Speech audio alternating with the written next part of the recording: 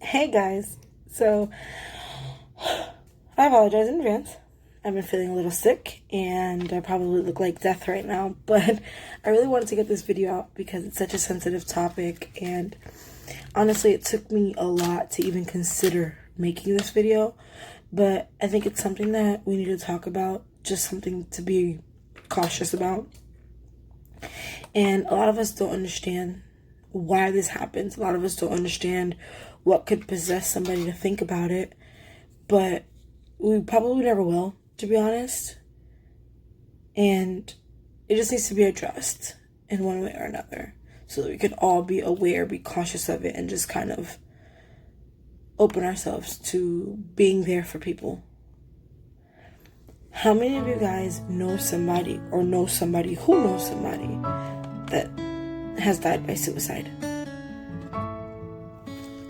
A lot of you guys are probably thinking, well, I have. And it's unfortunate that a lot of people do. And it all comes down to us and how we treat each other and how open we are with each other. And honestly, sometimes when people have this thought in their mind, there's no stopping them from doing it. But I feel like if we could at least be there for each other more and stop being so mean to each other, that we might be able to help address this in one way or another. You just never know. So I'm just going to read a little something I wrote on this. And I'm really sorry if this is too much. I'm really sorry if this hurts. This is very, very heartbreaking. And it was really hard for me to make this video, but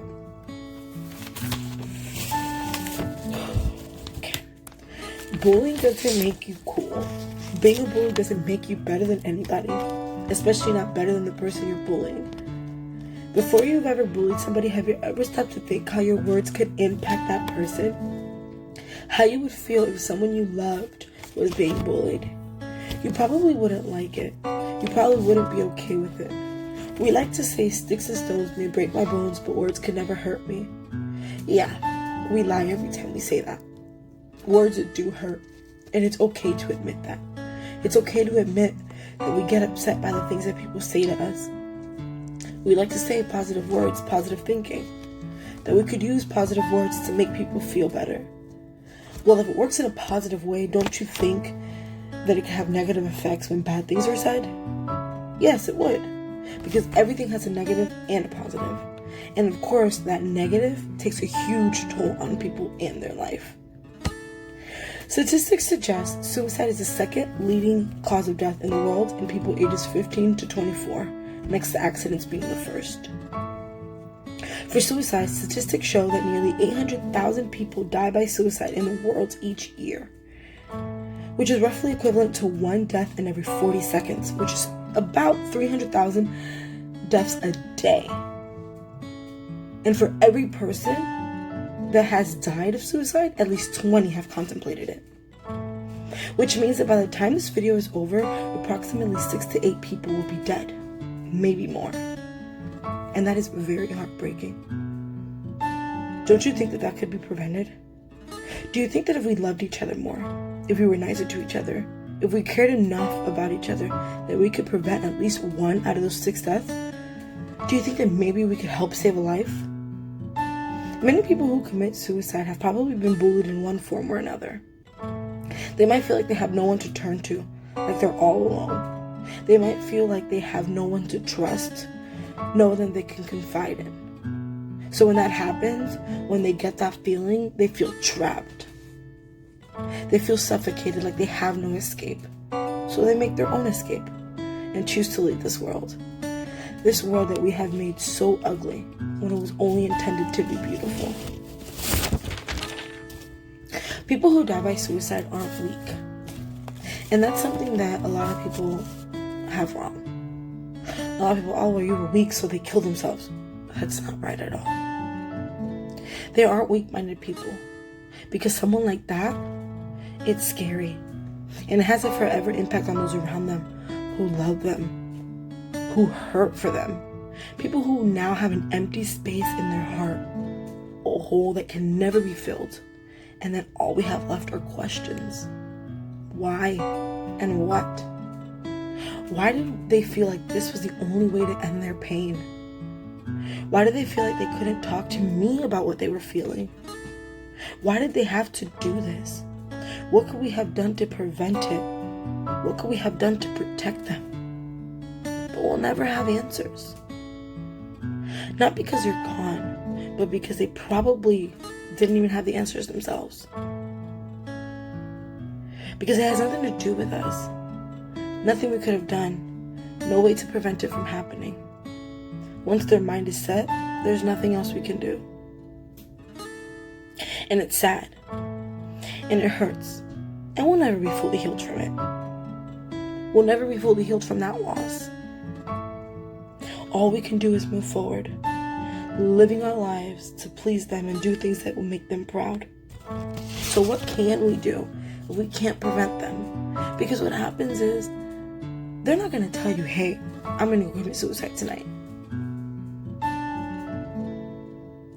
They're going to spend the whole day with you, go home, and kill themselves. And it has nothing to do with us. And that's something that we have to understand. Prevention isn't stopping the person from doing it. It doesn't mean that they're weak-minded. Because those people are very strong. Because once you have your mind made up on that, unfortunately, there's nothing that nobody can do to talk you out of it. Because the thing is, once you have your mind set up on that, you're not going to tell somebody that you're doing it. For those 20 people that have contemplated it for every death, those 20 people, you'll know about it. Because obviously they didn't die. They thought about it. They probably tried and failed, which is a good thing. It's not a bad thing. So, what can we do to prevent it is just be as nice as you can and love and care about each other as much as possible.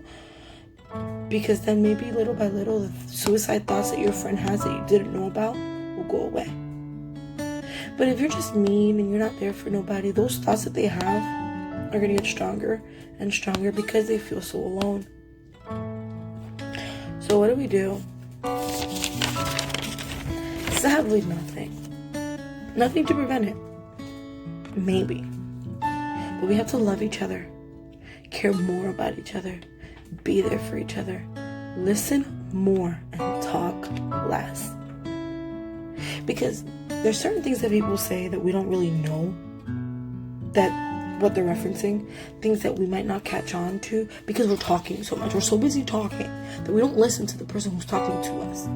A lot of us just listen to answer instead of listen to understand. And that's a problem. That's where the huge problem is. If we listen to our peers, to our friends, to our loved ones, we might be able to catch a little something that they're saying. Because sometimes a lot of people, when they say, I'm sick of this world, take me out of it, but a lot of times they try to laugh it off and joke it off, but they're being serious. And that's something that we don't catch on to because they're like, oh, it's just a joke. But think about how many times a person has referenced that. Think about how many times in a conversation they've said something in relation to leaving this world. If we listen to each other more, we might be able to find help. Because even though they didn't say, I'm going to go commit suicide tonight, if you catch on to something that they said, be there for them. Hey, so is everything okay? Try to reach out to them as much as you can.